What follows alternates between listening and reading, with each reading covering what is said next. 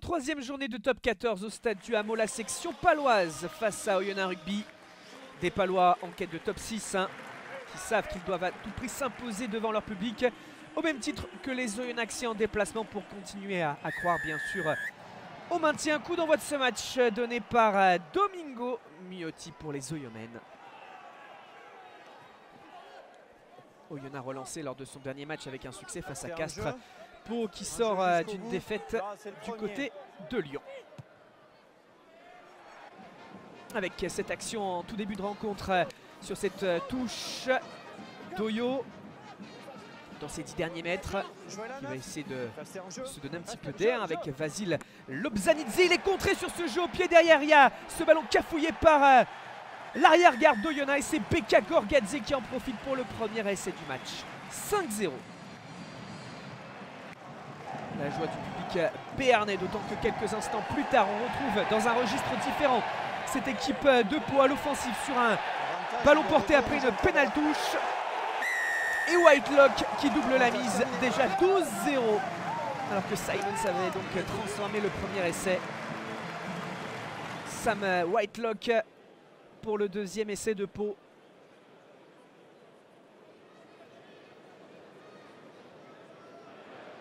Net avancé sur ce ballon porté jusque derrière la ligne. 22e minute, ballon tombé par Théomi alors que l'on était à peu près à 10 mètres de l'embut de Pau. Et c'est la relance initiée par les Béarnais. La course de Dobania. Oh oui, qui élimine Domingo Miotti et qui a à la vitesse prend le dessus sur Daniel Peufan. Troisième essai de Pau et quelle course de Thibaut Dobania. Quel début de match de Pau face à Oyonnax. Transformation réussie par Simons, 19-0. Oyonnax avait essayé de réagir avec la fin de passe de Lobzanidze. Fabreg, notons que Oyonnax est à 15 contre 14. Il y a eu un carton jaune contre l'ancien Oyonnaxien justement, Sacha Zeger, en supériorité numérique avec donc Gélédan. Reno, déviation, Beatty, Millet, plaqué devant la ligne, les soutiens sont là.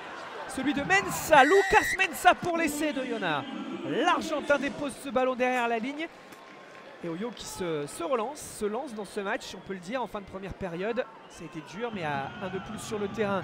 Il y a des possibilités qui sont offertes aux Oyomènes. Transformation de Miotti. Seconde période avec deux pénalités de Simons, coup sur coup, en début de seconde période. Et Pau qui mène 25-10. Et qu'il a avec Rufenac. Un peu avant l'heure de jeu, insiste. Ballon qui circule parfaitement. Oh, le joli mouvement des trois quarts béarnais. Woodil, la passe et Maddox. Jack Maddox pour un nouvel essai de Pau qui mène de 20 points désormais. Il se détache et file vers un succès bonifié. On revoit cette réalisation sous un autre angle. Le travail d'Eliott Woodil pour porter ce ballon et donner à Maddox. L'arrière qui compte 32-10 après la transformation de Simons. Ballon échappé par les Palois sur cette touche, du moins récupération d'Oyo qui relance avec Justin Bourreau. Il reste 20 minutes à faire. Qui sait qui remonte ce ballon à hauteur de la ligne médiane? Millet. Oh, ce ballon échappe aux trois quarts centre d'Oyonnax. Le contre. Et là, on ne reverra plus Emilien Gailleton sous les poteaux. 5e essai de Pau, 37-10.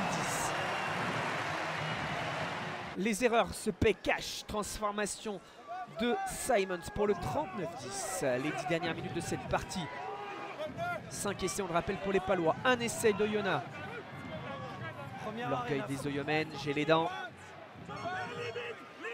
Allez, le ballon porté qui progresse, mine de rien. Avantage en cours. Il se retourne, Benjamin Gélédan, bloqué, mais qui peut tendre le bras et marquer le deuxième essai d'Oyonnax. Les explications de Monsieur Trenini. On le revoit, cet essai sous un autre angle. Effectivement, ballon bien déposé sur la ligne. 39-17, score final, succès bonifié de Pau qui peut continuer à croire au top 6. Le maintien se complique encore plus pour Oyonnax.